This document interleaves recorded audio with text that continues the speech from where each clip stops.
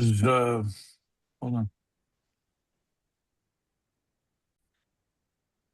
Hello, everybody. This is Dr. John McAtamney. We're going to be starting our Long Island Band of Brothers, and I am the speaker tonight. I'm going to be talking about retention, so I'm just going to open my share from my screen. Wait a second, get it there a second.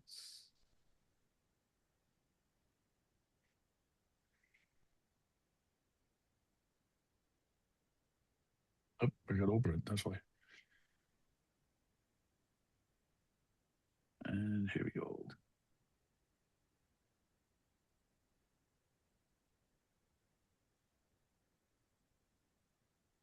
All right, everybody should be able to see that. Yeah. Just sort of check something there. Okay, so I just watched it. Where's the participant screen? Here we go. Okay, so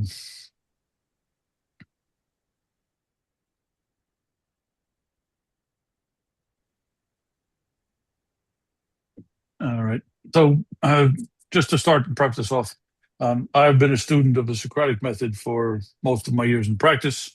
This is a lot of stuff that I took from a lot of my training from years ago. So there's some old stuff in here, some new stuff in here, and it's about learning to ask the right questions.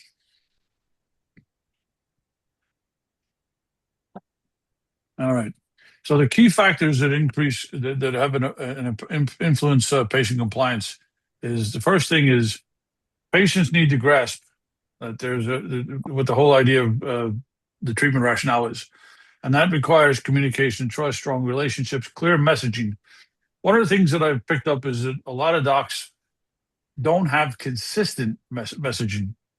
And then lifestyle and exercises, um, following home care instructions and making adjustments are crucial. People have to have some skin in the game. And the idea of trust is that believing in the chiropractor's expertise fosters openness and follow through. There's an old barge thing. He heals most in whom most have confidence. So, if people don't trust you, they're not going to basically comply. Um, so there's some strategies here that improve patient compliance. And with the Socratic method, we use patient-centered approach that involves the whole team. So you got to basically train your staff as well. All right. Um, so we want to basically ensure that there's clear communication, ensure patients understand instructions, and then the why behind them. So it's not about just giving them things to do. They have to know and understand why they're being asked to do it. Feedback and reinforcement. Celebrate small wins and highlight progress to motivate patients. Um, you know, when people comply, congratulate them. Make sure that they know that you know that they're doing it, right? Proactive follow up, text or email between visits to keep patients on track. Empowerment, most make patients active partners in their health journey. That's the problem is, oops, what happened here? The biggest problem is that people, especially with like a PI thing, people come in and say, just do whatever you need to do, make me happen. All right. Okay. So the problem with retention is that it doesn't work until commitment comes before retention. Now, the first adjustment is not the first retention moment. It's easy to believe that retention is earned once patients feel a physical change. That can help, but it's not the foundation. Remember, communication is only 7% verbal. The rest of it is physiology and how you your tone, right? Patients are paying attention early, not just to what you say, but to how confident and organized the process feels. So when the process feels clear, patient relax, and when that feels uncertain, they stay guarded. I want to bring in something at this point called the primitive mind, the reptilian mind. It's basically the amygdala saying, is this safe or is it a threat? Do I have to guard myself or can I accept what's coming at me? Um, that amygdala is going to be listen to everything you say, and if it doesn't fit their picture, they're going to reject it. So make sure they see progress beyond pain relief. I use tools like the inside scanning, digital posture screen. You want to give them measurable proof of nervous system changes. You have to make the unknown known. Show them that just because they feel fine doesn't mean their nervous system is fully optimized. And repeat the message constantly. People forget why they started care the second they feel better, right? Keep reinforcing the long-term benefits of nervous system health. Feeling good isn't the goal. Functioning better is. Brian and I talked about this weekend. Give them certainty about why continued care matters. Progress scans help patients see the difference between short-term relief and long-term health. If you're not doing re-exams, and you don't do re-exams to get more orthopedic and neurological results, you do the re-exam to reconnect to the patient and their reason for care, because their reason for care at 12 visits might be different than their care than what they started at the first time. I had low back pain. I can't swing the golf club.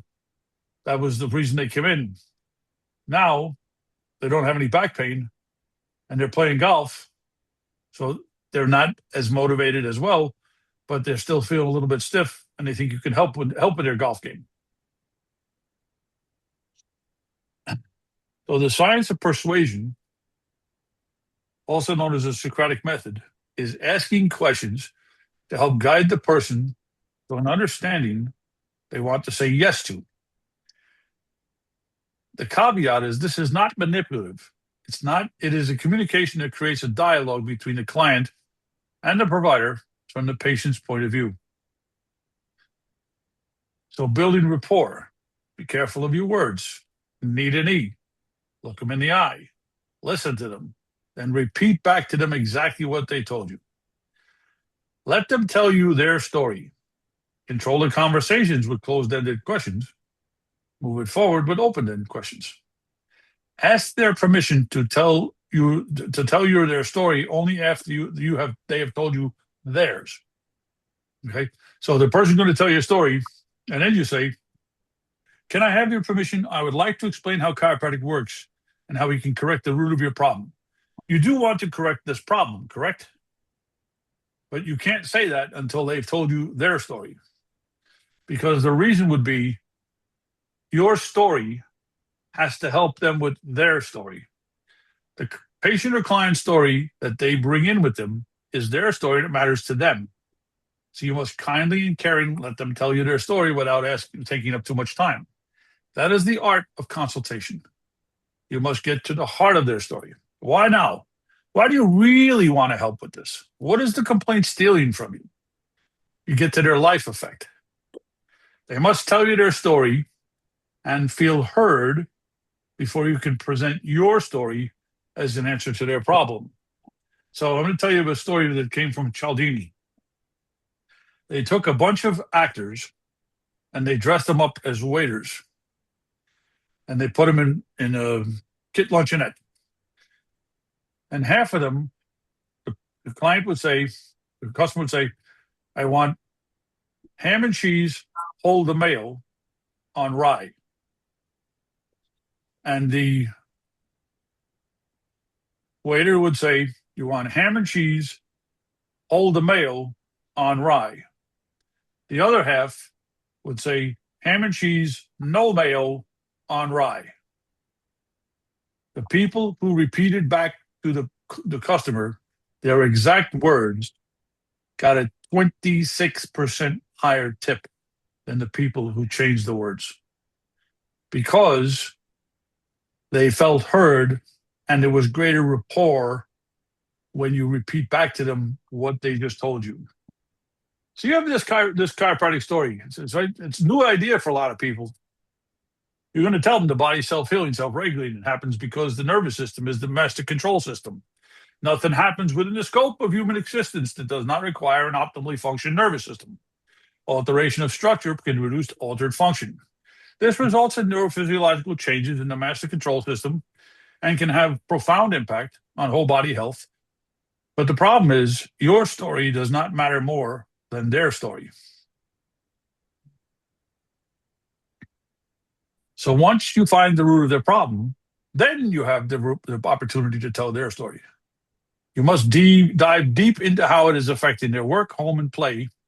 After all, the truth is that nobody's there because of their pain. They are there because they have a loss or potential fear of loss. And we must help them realize how it's affecting their life and what their greatest concerns are. I want to caution you. Your story, chiropractic story, must be told in relation to their story and how your story, chiropractic, can enhance and improve or correct their problem.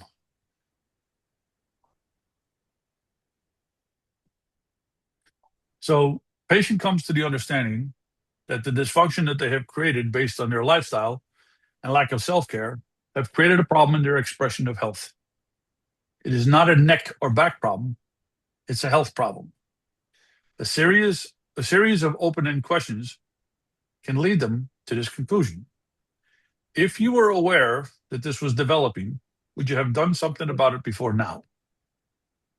Have you ever cut or broken a bone or a sprain that healed on its own? So why did this presenting problem not heal the way other things have? The answer is something interfered with the healing.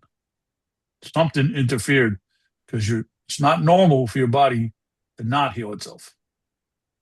You've now introduced the concept of interference. You now can present the subluxation and the disruption of neurophysiological control. Must be explained as a whole body issue, explaining the full body impact of subluxation. The idea must be beyond the bone out of place, because that comes with baggage. What I've seen is if the bone is out of place, put it back in place and I'm good. Your story must explain how subluxation has broad body effects due to its impact on the hormonal and immune system and the decreased inability of the body to adapt to physical, emotional, and chemical challenges. The subluxation, because of its impact on the nervous system and brain, has broad impact on your immune system, your hormonal system, and your body's ability to recover and adapt. As we correct these subluxations, you may notice changes in your breathing, energy, digestion, and sleep. As your physiology changes and improves, your pain will begin to reduce.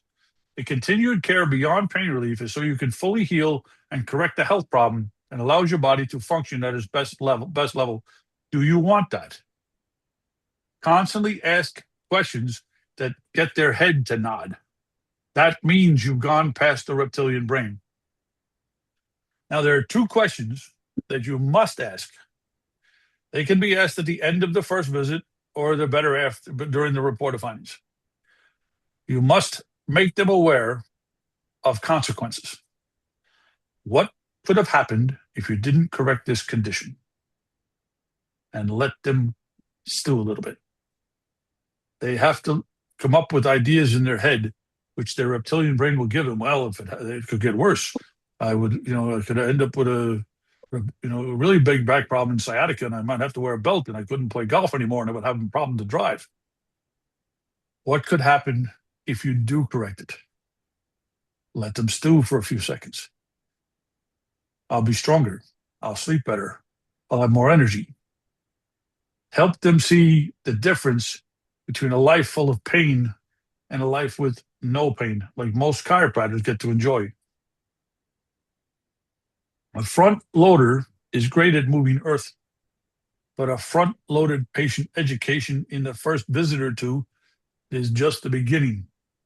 In many practices, the adjustment and early results naturally take center stage. That makes sense after all. People come in seeking relief. But what if communicating the deeper principles of chiropractic deserves just as much ongoing attention? Few chiropractors intentionally map out the key concepts they hope every patient will understand over time. Yet without a syllabus, education becomes informal, inconsistent, and left to chance. So early conversations often focus on keeping momentum going while results unfold. And when patients show strong follow-through in the first few weeks, it's easier to assume the bigger picture has landed. Without a system, communication fades as visit numbers blur. So a simple test is ask patients how they explain chiropractic to their friends Learn what's landing and what's still missing. You'd be surprised. You got some really good patients. Ask them how they explain chiropractic to their friends. You might find that the education didn't land the way you wanted it to. So, from a long time ago, Leo and Brian might remember this, called the Chiropractic Patient Curriculum, a specific planned out menu of concepts that you want to communicate based upon the number of visits. So you can see visit 1 through 10, right? Some adjustments make you sore. Each adjustment builds on the one before. There's 3 phases of care. I'm going to explain what the correction phase is. Ask me questions. You're special. And you just keep going. And I built it, I think it was at the time, it was for 40 visits. That's when I was just doing 40 PVA. I keep it around 60, 65 now. Chiropractic principles, recent research, spinal realignment, the children, cases like theirs, parade of stars, organic conditions, how to explain AK, keep the momentum, value of health, care for health before you have to care for illness, allergies, case of the day, doctor's chiropractic story, the re-exam, that's one built in, 12 visits. Again, you're reconnecting to the person's why, their person's why, first visit, 12th visit, 24th visit, 36th visit is different, which is why you're doing the re-exam to reconnect to them. Whole family, different conditions. So the Socratic question, the twist on it is, it only works if you're authentically curious. If your curiosity is forced, the patients know it because that amygdala is still paying attention. So you can't fake curiosity. If the patients answer rather than you telling them, they reveal their paradigm. The questions you ask open the door to help them see things from a different perspective. So here's a couple ideas. Hey, tell me how you explain the idea of sunburn. You're opening the question to bodies about adaptability. How do you explain how you eat food and your body uses it? The idea of body self-regulation. How do you explain why we sneeze? The body's response to environment, internal versus external. Many questions like these, some are more direct, some less direct, present the opportunity to invite a discussion that helps the patient change their viewpoint.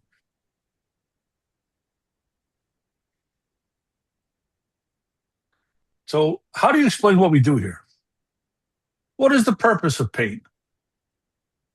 Remember I told you about the subluxation? What were the 5 components of that? What does real healing consist of? What does an adjustment do? Simple questions that are open-ended, and you're curious because you want to know what landed. You want to know, is the patient listening to you? Do they have some concept of what's happening to them on your table? So give the patient time to present their understanding. Listen to them. Then ask if you can help them explain it a little differently. Never better, since that implies they did a bad job. So you're not going to say to the patient, oh, that's good, but let me tell you how to do it better.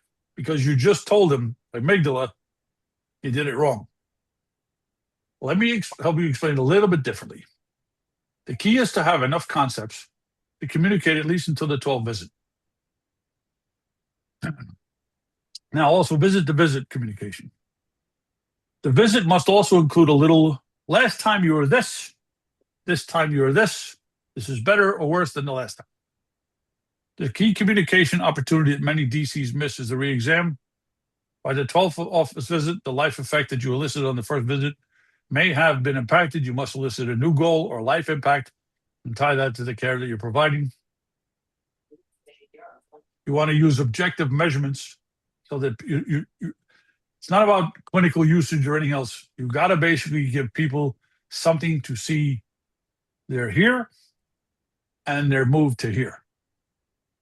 Having as part of your exam or re-exam objective measurements that can measure change. X-rays are essential as part of a first visit baseline establishment. What else do you use can establish a baseline, but can be done again in a month or measure the results of your care? SEMG, heart rate variability, thermographic, postural, occipital drop. I do a little KST, leg length, right? Show that, especially when you're taking care of kids. Hey, mom, watch this. Look at this. Let them see what you're looking at. The idea is to give them a real reason to believe. The idea of retention is tied to that statistical measurement of PVA, patient visit average. If you can increase your patient visit average and keep more of the people you attract, you can reduce your need for new patients, what I call the crack cocaine of the profession. The average PVA in the United States is 12. I just told you I keep my PVA around 60, 65. Many do not keep people long enough to make a change in their physiology. Patty Havoc has a new research coming out. She said the critical is 90 days. If you can keep them around for 90 days, their whole body changes. But if you're only keeping them for 12 visits, you're not getting the 90 days. Work on developing Socratic question, increase your PVA, develop the relationship with your patients, and make long-term changes to their physiology.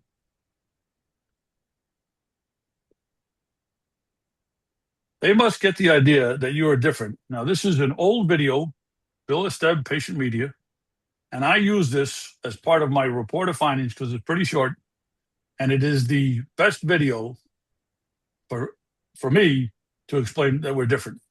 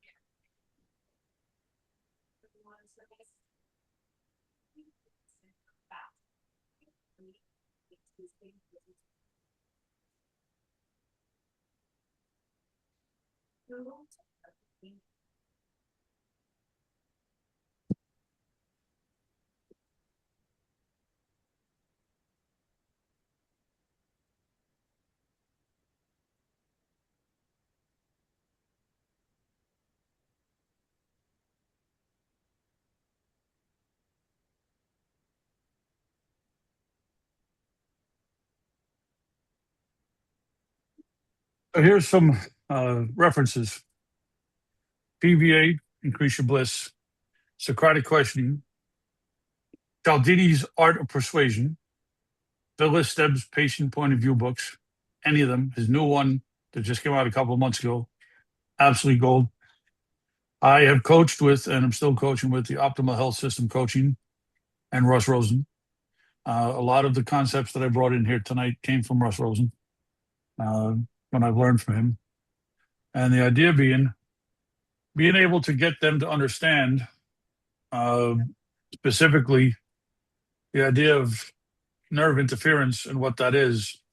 So, for example, I had a new mom come in today with a 3-week-old who doesn't settle, can't get the kid to calm down. She's fussy. And I said to mom, well, and they're telling her the kid has colic. And I said, tell me a little bit about you and your pregnancy and delivery. They took the child at 37 weeks because mom had a burst appendix. And I said to her, well, think about it. I said, you were in crisis. Your stress hormones were pumping. That all went to the baby because when you get, she gets. So your child came into the world full of stress hormones in a cesarean that they had such a hard time getting her out. They bruised her legs. So she had birth trauma. And now they're telling you it's just colic. I said, would you be able to calm yourself down if that's how you came into the world? And she looked at me with tears in her eyes and said, I think my baby got hurt. And I said, that's exactly what happened. But your baby has this power inside her. And if we release it and learn, and here's what I said to her, if you soothe the baby from the outside, they don't learn. If we can help promote her to relax from the inside, she learns. I said an easy way to understand it, connect the known to the unknown. If you crack the egg, the chick dies. If you allow the chick to crack the egg, the chick thrives. So I said, let's see what we can do to unlock the God-given potential inside her and make her realize she doesn't have to be afraid. Because I said, you have a baby that came into the world afraid because mom had a crisis. Any questions on anything I brought up? Any comments? You guys want any more information about things? Now's the time to ask. That was great, John. Appreciate it. That video, does it have dialogue? Because it didn't come through on the when you presented it, or it was very low. You can buy that. You can buy that video from. There's no audio. The only audio you hear would be the music. Okay. Everything's on the screen. Okay. So there's nobody speaking. It's just what's on the screen and then the sound behind it. Oh, that's cool. The one I have is a little bit dated. They have remastered that. You can buy it on the patient media website for like $100. Cool. But I use that as part of my my second visit because I want to introduce to them this whole idea that it's nerve interference and it's full body. And it's, I'm going to tell them later on that their back pain is really a health problem. The reason they didn't heal like they normally would is because their body's ability to be healthy has been compromised. Yeah. So we get to this idea that this back pain, this neck pain that's not going away, is not going away because they don't have, it's not a neck or back pain by itself. It's this process in the body that is something is not healing. If the body is not healing, that's a body health problem, not a back problem. Right. That's BJ's, stuff that he put it to pictures. That was cool. Yeah. Yeah. It's awesome. Any other questions? Anything else? I've been doing this for 30 years. I started with Bill Estep a long time ago. I studied with a lot of other people that teach Socratic Method. It is a skill. It's not something that you just start doing. You got to play with it, pick with it. I did try and put some examples in there. Take those, use that. It's an old idea that says, if I tell you, you hear it, but nothing changes. Right. If you tell me, you just agreed with what I told you. And that's why I brought up the Cialdini story. In your communication, to be able to get the rapport that we're looking for, 7% verbal, the remainder 93% tone and physiology, saying exactly back. So like, for example, somebody comes in and says, I have this burning pain down my leg. You have to turn around and say, this burning pain down your leg. If you turn around and say, you have shooting pain down your leg that we call sciatica. You just lost them. They did not listen to you. Cool. You have to tell them exactly what they told you. Otherwise, the minute you use the language that they didn't use, they turn off. You want to increase your people, you'll get them to come for a number of visits. But if they feel that they have been heard, and what is it they'll tell you? I went to my medical doctor. I was there for 3 minutes. He never even looked at me. He was typing in a computer, and he gave me a prescription. So people are in so many different ways. They're telling us that they have not been heard. The only way that they know they've been heard is you have to repeat back to them exactly what they told you. Once they've told you their story, that's when you get to start asking the other questions, because now you can say, this is my story. Now you can overlay the chiropractic story on, because if you apply chiropractic, this and this and this and this and this and this will change. And then once they've accepted that you have an answer for them, that's when you can start asking, why do people throw up? Why do some people sunburn? Tell me what you think about this. Tell me what you think about that. Why do people get cancer? Well, tell me about remission. Why do you think people go into remission? Why do you think you get a headache? What's the purpose of pain? Right? All these little questions. An easy one to take home is, what's the purpose of pain? Like people say, oh my, it hurts, it hurts, it hurts. And I'll say to them, I'm sorry you feel that way. No. I know it hurts a lot. I've had pain myself. But to help you, what is the purpose of pain? And they go, huh? Why did the body produce pain now? It didn't hurt that bad 2 days ago.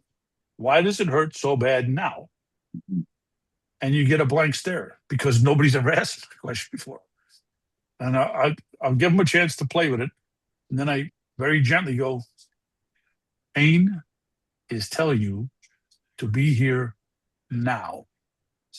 Pay attention to me right now. It's causing you to stop everything else you're doing to pay attention to right now.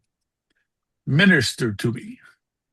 The body's telling you, pay attention to me. Any other questions? Great. Yeah, Johnny, it's that fine line. We did the big terms now are therapeutic and non-therapeutic chiropractic, and trying to address it from a therapeutic point of view to some degree, and then turn the conversation into non-therapeutic. I think we have to meet them where they are, which is exactly what you're talking about, and then take them on that journey to bring them back around to the true purpose and definition of chiropractic. Well, I'll finish by my 12th visit. I use this on 12th visit. I'll say something like this. You put a bunch of work in, and we've opened up your life channels. The information, the energy, the nerve energy from your brain into your body is flowing much better. You're feeling the difference. You put some work in. Congratulations on that. What would happen if we stopped the nerve energy flowing and allowed things to go back the way they were? And they go, well, my problem could come back. Correct. And that's why we recommend ongoing care. Now that we've turned on these nerve channels and things are flowing at 100% and you're feeling better, how long do you think we should keep them open? And about 10% of the people go,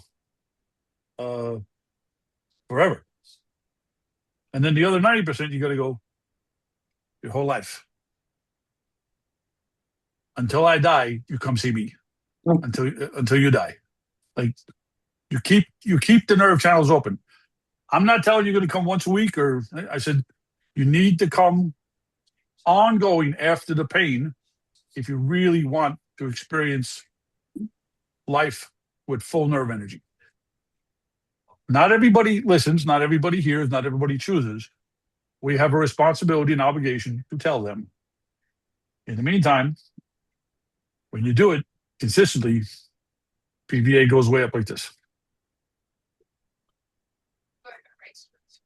But like for me, I've always had high PVA, even when I was much younger in practice.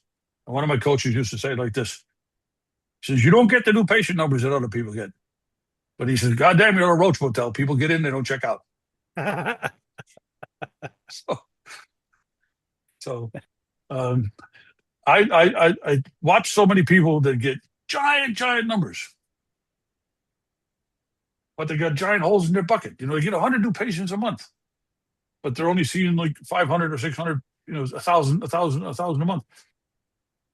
They have giant holes in their bucket. The people coming, they're staying for 3, 4, 5 visits. They're not really making the connection. You know, um, for me, what I found with Socratic thing is when you start to communicate this way, it develops a deeper relationship with the patient. They trust you. So, like Bard said in his book, I've had people come into me and go, I have this going on. And I was like, yes, you do. I don't really think that's a chiropractic problem. And they go, but I just wanted to hear from you before I go to for the hospital. Or I just want to hear from you before I go to the medical doctor. People, you end up with this bond that people trust you and they come to you for affirmation before they go to their real doctor. And that's a little bit on the cool side. That's cool.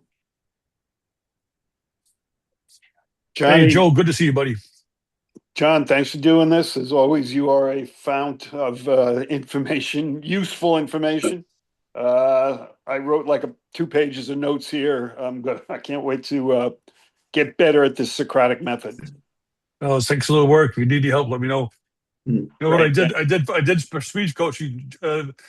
Jim Peck comes up to me and goes, I'm just in awe. I'm just in awe. He says, I don't know how you do this.